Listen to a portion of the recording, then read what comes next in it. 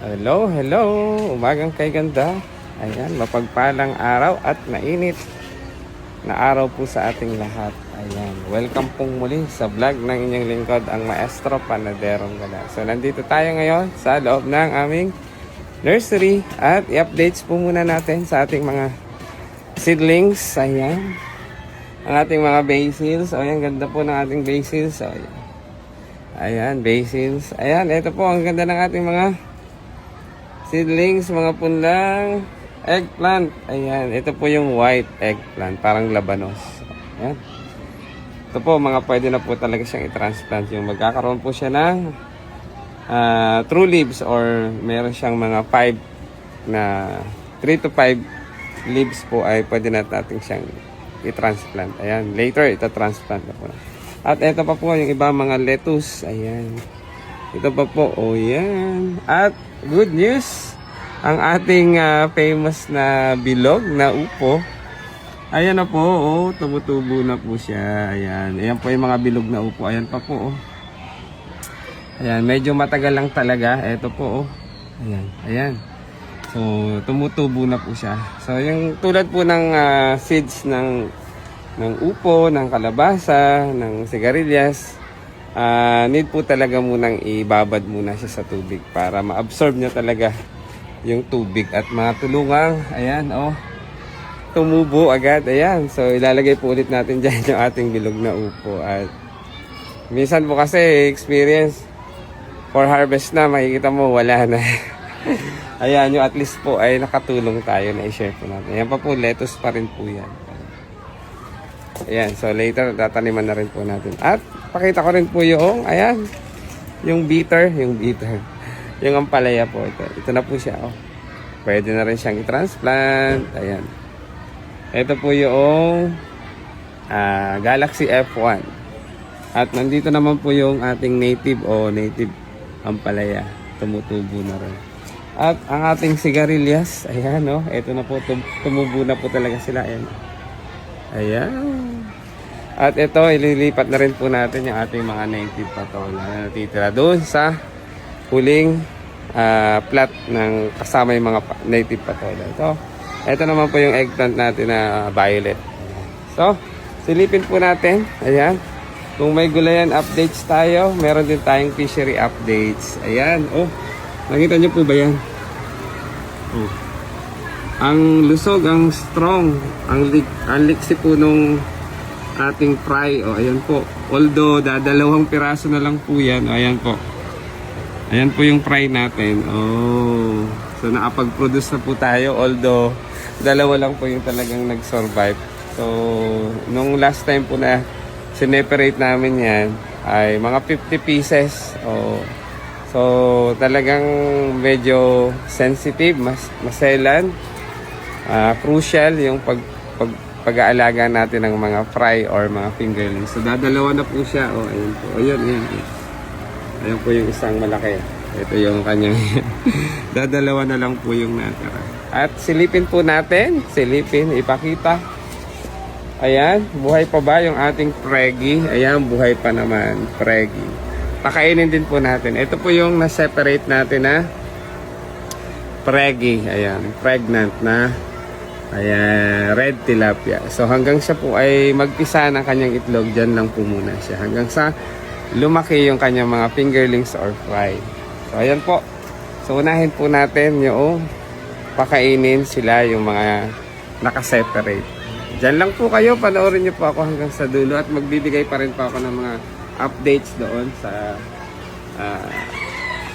gulayan, sa hydroponics. And then sa mga tinransplant natin at generic seeding method natin. So, nag-iisa lang po siya, kaya ito lang po yung pagkain muna niya.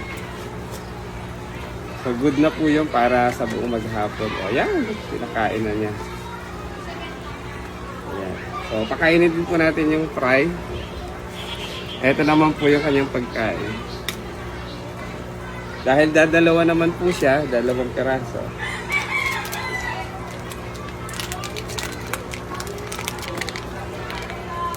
Kakurot lang po yung lalagay natin. O, kakurot lang. Mas pino po ito. Mas pino. Kakurot lang po.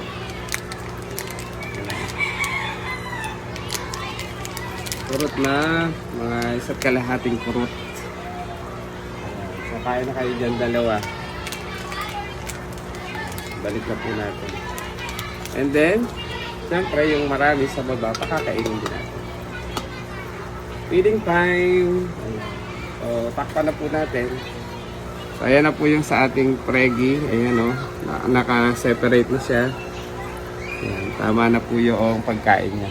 Ito naman yung dalawang fry o fingerlings. Ayan. Okay na po yun. Kaya takpan na po natin. Medyo mainit kasi. Takpan na po natin. Ayan. O parang hydroponics ano po. Parang mga lettuce. Kasi wala po pa ito tayong iba pang container na paglalagyan. Kaya pansamantala po muna dito. Habang sila ay naka-isolate. Ayan. Isolate. So, yun naman pong mga malalaki ang pakainin natin.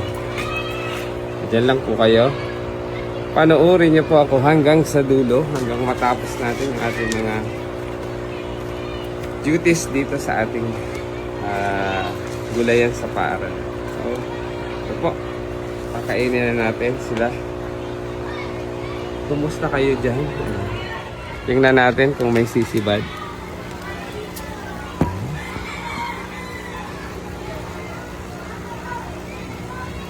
Wala, mga busog.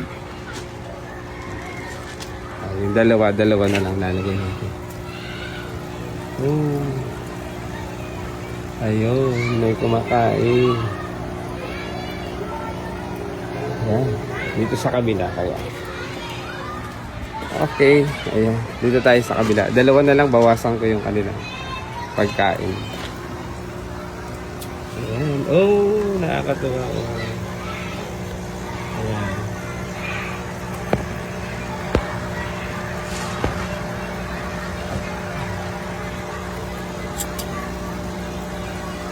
Ayan, nakikita tayo at busog pa rin yung iba.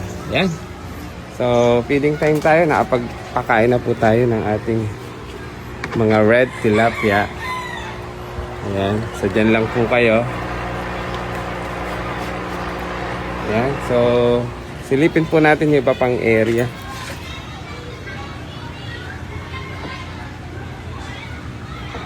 Sa ating gulayan.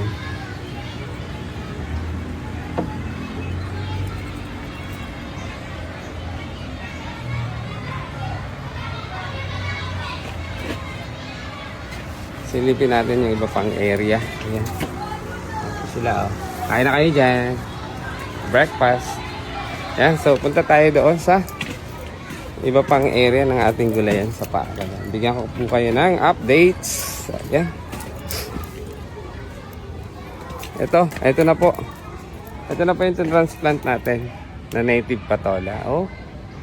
Gumagapang na po yan. Paakyat dyan.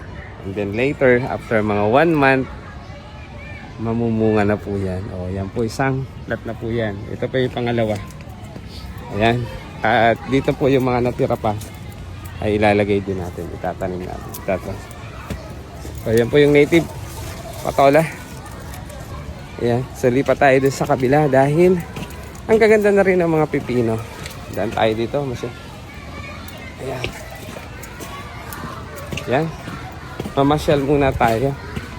O, ayan. Ang eggplant namin, gaano kahaba yan? Oh. Eggplant. And then, blue ternate. Oh, ayan, ang daming bulaklak ng blue ternate. Mamaya tayo pumasok sa greenhouse. Dito muna tayo sa taas. At magaganda na rin po yung mga lettuce doon na natira. Oh, dito tayo sa pangalawang trellis natin. May mga dragon fruit din. Dahil, ayan nga, magaganda na rin po ang ating mga, ayan, ang ating mga pipino. Ayan, lagyan po natin ng ganito yung kanilang gagapangan. Ayan, pagapangin mo. So, ayan po yung mga pipino natin. Oh, ang gaganda na. Oh, ang gaganda po. Oh. Ayan. Ang gaganda. Nakakatuwa. Nakakatuwang pagmasdan. Ayan po. So, lagyan na po natin dito ng gagapangan nila. Ayan. Para po, ayan, wait lang. Patayuin natin. Para po, tuloy-tuloy sila dyan sa trellis na yan. At after mga 1 month din po ay mamunga na rin at mabulang. Lagyan na po natin ito. Sangkan. Isukan natin ito para meron silang gagapangan. Paakyat po yan.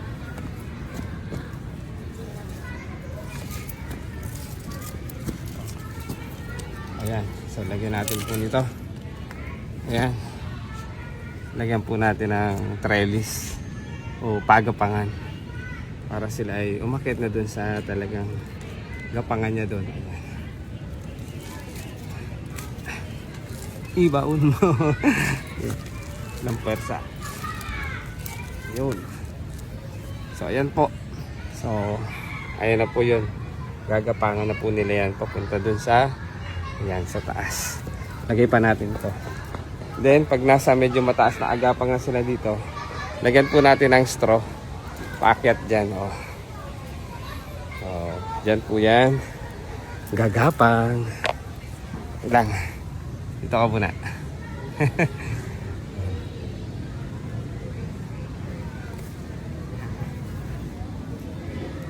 So lagyan natin ng kumbaga ay tulay, gapangan. Ayan po oh. Ang gaganda na ng ating mga pipino. Ayan pa po yung iba. Ayan. So may bluter natin na rin oh. Ayan po oh. Ayan. So ilalagay din po natin yung upo dito. Shout out Kuya Ludes. Ayan, nandun po si Kuya Ludes, nagdidinis na. Ito po, bali 3 plat po yan ng mga pipino. Ayan pa. Yan, at ito ang ating okrahan, okra yan. Ayan o. Oh, ang ganda na ng mga okra. Dahil ang ganda po ng ulan, tsaka init. Ngayon po ay medyo mainit na, kaya mapapansin nyo po, ang ganda ng ating mga halaman. Yan oh. So, yung isang plat oh. Nakakatuwa. Tanggal ang pagod. Ito yung pangalawa. Oh, di ba? Pangatlo. Ayan. Pangatlo at may sitaw na oh. Gaano kahaba ang sitaw mo, sir? Ayan po oh. Yeah, i-harvest na natin. Para hindi siya maging magulang o mature. Oh. Thank you Lord for all the blessings. Yan po yung pangatlong plat. Ito, pang-4 na plat. Okra. At ito po yung isa pa, yung dalawa. Oh, yung ginawa natin ang kanal. Oh, ang ganda. Ang gandang pagmasdan po na ang ating mga halaman itinatanim ay may magandang result. Oo. Okrahan po dito. So dati po dyan ay mga sili or kamatis. So pinagpalit po natin. Oh, kano kahaba ang eggplant mo, sir? Eggplant. Ayan. Ito pa, iba pang eggplant. So, Lods, kinuha ko na to. Gugulang. Hanap mo rin ako ng mga pagapangan ulit. Dito yung mga pipino. Nagapang na, malalaki na. So, lalagay ko, hanap mo ako ng tawag dito yung mga may sanga-sanga. Ayan, si Kuya Lods. Oh. Shout out kay Kuya Lods. Yan po ang ating kasama dito sa Gulayan sa Paaralan. At supportahan din po natin si Kuya Leo Vlogs. Ayan, Leonardo Buisa, Kuya Lods. Ayan. Pa-support naman Leonardo Buisa at sa ating YouTube channel Leonardo Vlogs. Ayan. What's up? What's up? Thank you mga kapulpog. Ayan. So update po natin dito sa ating isang area kung nasaan nandito ang ating mga solanaceous. Ayan. Kasama ang blue ternate, pipino, mga eggplant, ayan. At ang ating mga Mexican sunflower, oh, ayan. Ang dami po niyan. Pag namulaklak po yan, ang ganda pong tingnan niya. Makapal na. Ayan. Dito pa, daan tayo dito sa magandang daan, sa Paradise. O, ang kapal po ng Mexican sunflower. At malapit na po silang mamulaklak. O, ayan po, oh. Sa harapan po ng aming greenhouse yan. Kasama po ang mga cosmos, then bahay kubo. Kahit munti, ayan, tutulo ang pawis natin. Yan po, oh, may cosmos na. Edible po yung cosmos. Nakakain po yan. O, ayan po. Pero yung Mexican sunflower, wag pong kakainin. Ayan. Ayan po, pag namulaklak na po yan, ang ganda po yan. Magandang daanan yan. Steps. Ayan. So, mga blue ternat, sino po ang gusto, punta lang po dito. Maraming benefits po niyan. Ito po, may sa gilid, may mga Mexican sunflower pa rin. Papasok tayo ngayon dito sa loob ng ating greenhouse. Ayan. Mamasyal tayo. At ito po yung ating mga upong tambuli. Pwede na rin silang i-harvest mga next week ay... harvest, sorry. I-transplant pala. Sorry naman. Ayan. Pwede na po silang i-transplant. Pinatubo lang po natin dito sa ating vertical yan. Then, ita-transplant na rin po natin doon sa mga may trellis. Tambuli, ito po yung mahaba na upo. Ayan. At ito po, marami rin po mga seedlings ng, ayan o, mga eggplant po yan. Yan po yung Galaxy F1. Ayan o. So, pansamantala po muna yung ating vertical container or garden ay pinagpunlaan po muna natin. Ayan. Thank you for watching. Tuloy-tuloy po tayo dito. Sitaw. At eto, ayan, dahil naglilinis na rin tayo ng plot. Ito po yung mga herbs. Ayan, ako na po ang nagbubunot ng damo niyan dahil baka po mabunot nila itong Thai basil. So, mga herbs po ang nandito. Ito po yung Thai basil. Oh, maganda na naman. Ayan, so dito ito mas makapaling nandito. Ayan po, oh. Thai basil po yan. Ayan. Kaya po hindi ko hinahayaan kung dumami yung damo minsan dito. Para protection na rin pag sobrang init ay kanlungan nila. O, ngayon, nililinis ko na po siya. Andiyan pa rin po yung mga Thai basil. So, herbs. Doon naman po ay tarragon. O, bubunutan pa rin natin.